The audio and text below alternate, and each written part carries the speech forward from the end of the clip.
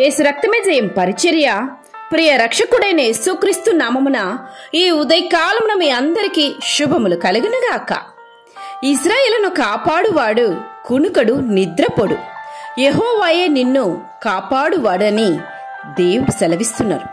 నా ప్రియ సహోదరి సహోదరులారా, ఈ వాక్యంను మనం ధ్యానించినట్లయితే ఈ వాక్యంలో ఉంటున్న మాధుర్యం, భద్రత ఎంత భరోసాని మనకిస్తున్నదో తెలుసా? దేవుడు అంటున్నాడు, నీ కుడి ప్రక్కన యెహోవా నీకు నీడగా ఉండును, పగలు ఎండ దెబ్బైనను నీకు తగలదు, రాత్రి వెన్నెల దెబ్బైనను నీకు తగలదు, ఏ అపాయమును రాకుండా యెహోవా నిన్ను కాపాడును, ఆయన నీ ప్రాణమును కాపాడును, ఇది మొదలుకొని నిరంతరము నీ రాకపోకలందు యెహోవా నిన్ను కాపాడునని దేవుడు ఇక్కడ భరోసానిస్తున్నారు.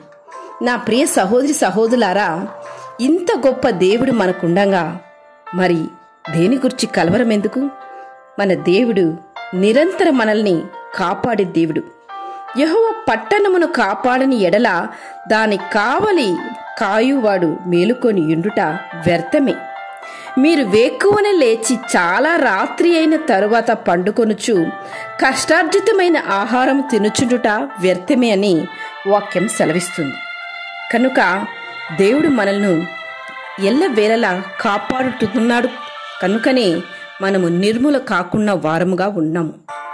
ఆ మహోన్నతుని చాటున, ఆ సర్వశక్తిని నీడన మనం విశ్రమించు వారముగా ఉన్నంత వరకు ఏ అపాయము మనకు సంభవింపదు.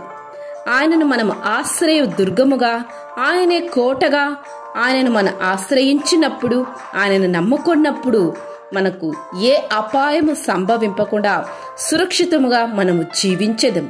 ఆయన మనను తన రెక్కల చాటున మనల్ని భద్రపరచు దేవుడు. ఆయన రెక్కల క్రింద నీకు ఆశ్రయము కలుగును, ఆయన సత్యము కేడును దాలునై ఉన్నదని వాక్యం సెలవిస్తున్నది.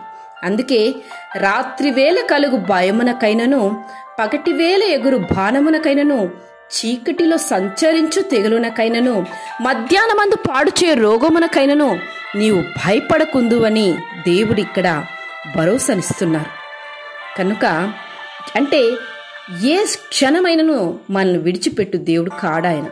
అన్ని వేళలా ఏ శ్రమలోనైనాను, ఎట్టి స్థితిలోనైనాను మనల్ని వదిలిపెట్టు దేవుడు ఆయన కాడు. ఎల్లవేళల మనతోడు ఉండి మనను కాపాడు, అనుక్షణం మన నీడై ఉండి మనల్ని కాపాడు దేవుడు ఆయన. ప్రభువైన యేసుక్రీస్తు మనల్ని కాపాడే దేవుడు.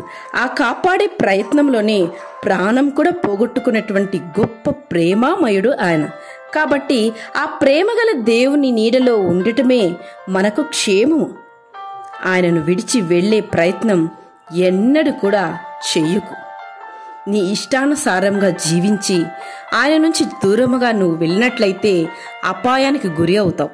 అలా కాకుండా ఆయన ప్రీతిగా నీవు జీవించి ఆయన రెక్కల చాటున నీవు ఆశ్రయము కల్పించుకొని జీవించు. నీవు సురక్షితంగా జీవించేదు. దేవుని యొక్క కాపుదల ఈ రోజంతయు నీకుండునుగాక. ఆమేన్. యేసు రక్తమే జయం పరిచర్యలో మీ సహోదరి. God bless you.